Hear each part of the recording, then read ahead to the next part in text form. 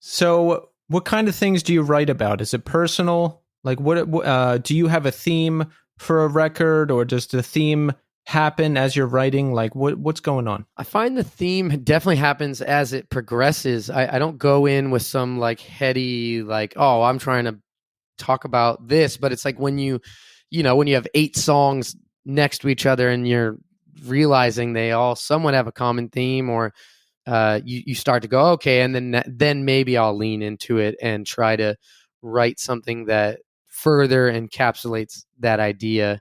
Like for this record, a huge thing that was weighing on me was just like being stuck in this bubble of life and really reflecting on the way that I conduct myself in the world and past relationships. I was kind of single for the first time as a serial monogamist, and I was like, I should like look at the way I conduct myself in relationships and think about the ways in which I've either hurt other people or people have hurt me, and the way that I want to continue forward with my life, and who do I see that person being.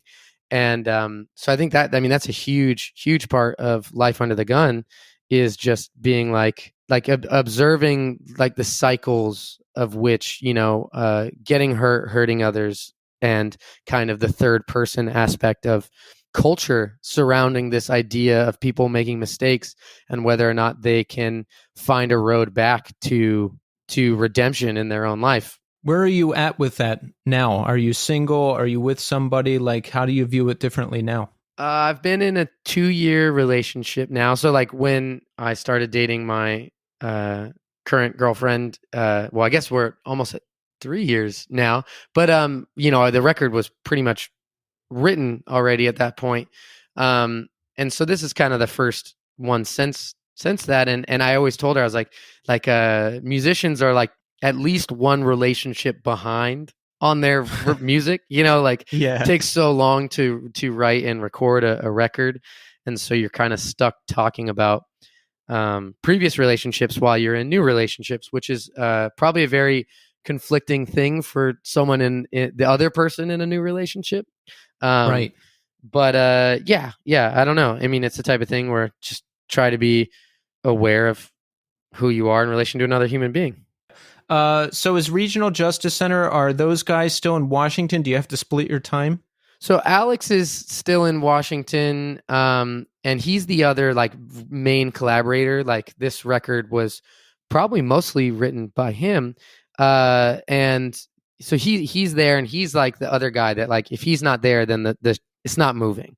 But as far as my like focus goes, like my brother's here, and my brother will also be contributing to the recordings and any live performances we do from here on out. So, between the three of us, we'll figure it out. What does your brother play? Well, he's going to do a lot of vocals on the record. So we're going to see how we're going to figure out the way to make the most sense, whatever that is. I like that, involving family. Yeah, well, I mean, the band is due to him. So if it weren't for him, none of this shit would happen. I probably wouldn't be successful with Militarie Gun either, so it's the type of thing where it's all about trying to point back to him at this point with that project. Is he with you in Los Angeles now? Yeah, he lives with me. Or well, we live together. I don't know why he says he lives with me. We live together in Los Angeles. How is that? We love it. It's the best. I mean, having family close is one of the most important things to me. So getting to see him every day that I'm not on tour is important to me. I love that. Does he have a musical background? Like, did he do bands and stuff before? He didn't do bands. He makes music under the name Vatican Voss, and he's actually dropping new music on Monday. So everyone should check that out. Vatican Voss. The song is called Change that he's dropping, and so he's making his own music, and he's very talented. So it's cool to see him start to do that as well as doing this Regional Justice Center record together. Yeah, and it's got to be great for him to just be getting back into life and things, taking into consideration everything before, right? Because, I mean, I'm involved in recovery because I used to live a wild life too, and I hear these stories every day of people just coming back from insurmountable odds and being able to live happy and normal lives. So it's great that it sounds like he's getting to do that now too. Yeah, definitely. And I mean, recovery and the program is like a huge part of his and I's background. Like our mother was an alcoholic who was constantly relapsing. So it'd be these periods of going to AA meetings and for all of my earliest experiences with it, my mom didn't have a babysitter. So, I'm there for the AA meetings and I've heard the slogans my entire life. And all those things are, what is largely being represented on Life Under the Gun is like that forgiveness, the letting go of resentment, all those things that I heard my whole life are now, it's the rubber meeting the road as an adult of how do I carry that with me that's productive. I'm not sober by any means, especially because there's a song called Very High on the record.